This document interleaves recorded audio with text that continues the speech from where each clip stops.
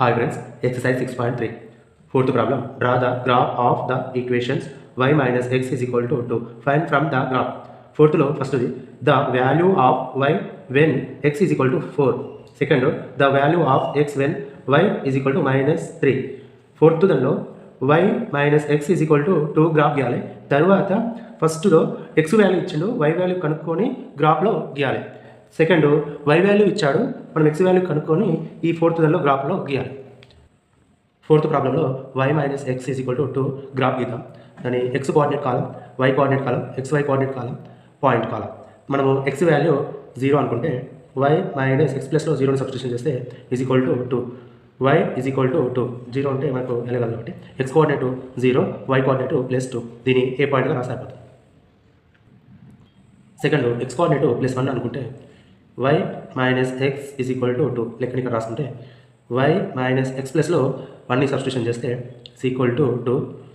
y minus into plus is equal to minus 1 is equal to 2.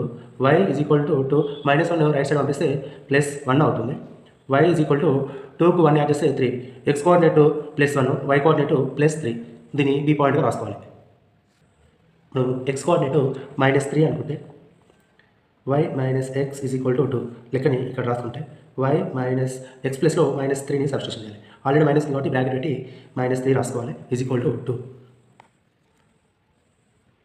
y minus into minus is equal to plus 3 is equal to 2.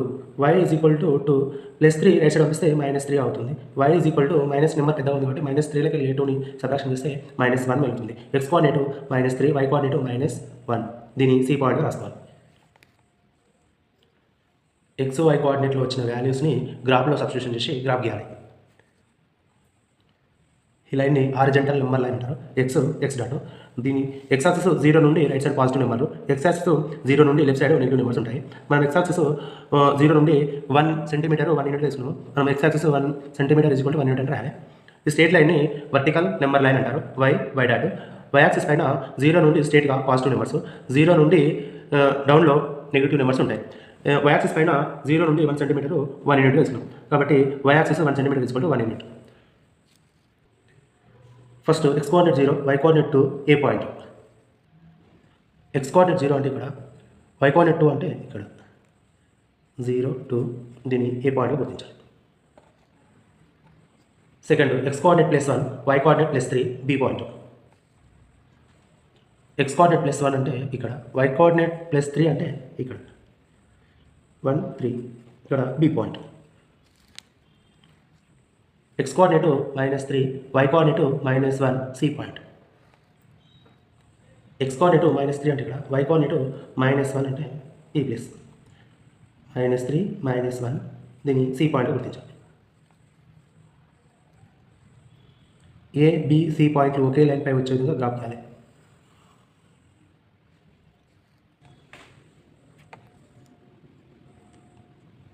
లెక్క y minus x is equal to 2. This is the graph.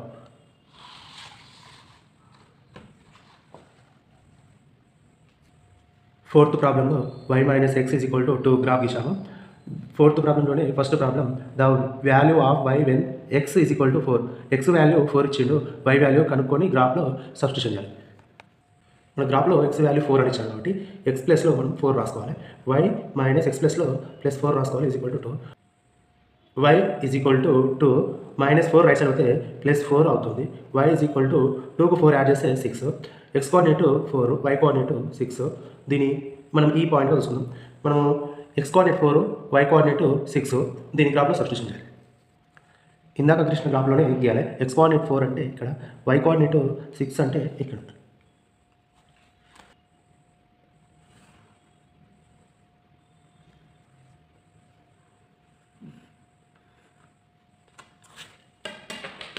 x coordinate 4, y coordinate 6 మనం ఈ పాయింట్గా గుర్తించాలి.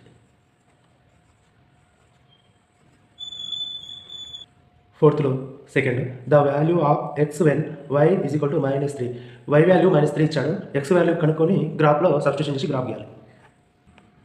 Fourth ప్రాబ్లంలో second question y value ఇచ్చాడు, x value కనుక్కోవాలి. y value minus 3. ఇక్కడ మనం y కోఆర్డినేట్ కాలం, ఇప్పుడు మనకు ఎక్స్ కోఆర్డినేట్ కాలం అవుతుంది ఇక్కడ. మనం ఇందాక మనకేమో ఎక్స్ కోఆర్డినేట్ కాలం తీసుకుంటుంటే ఇక్కడ మనకు వై విలువ ఇచ్చాడు కాబట్టి వై కోఆర్డినేట్ కాలం, ఎక్స్ కోఆర్డినేట్ కాలం, ఎక్స్ వై కోఆర్డినేట్ కాలం పాయింట్.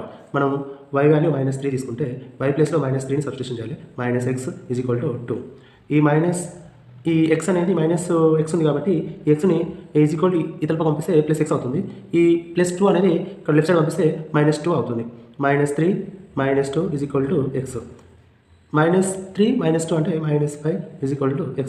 మనకు x కోఆర్డినేట్ -5, y కోఆర్డినేట్ -3. మనం దీన్ని f పాయింట్గా ఊహించాలి. x కోఆర్డినేట్ -5, y కోఆర్డినేట్ -3ని గ్రాఫ్లో సబ్స్టిట్యూషన్ చేసి గ్రాఫ్ గీయాలి.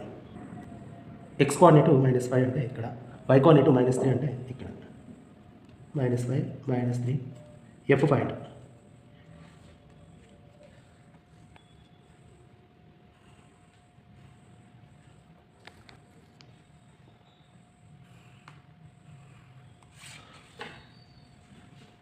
This is the graph.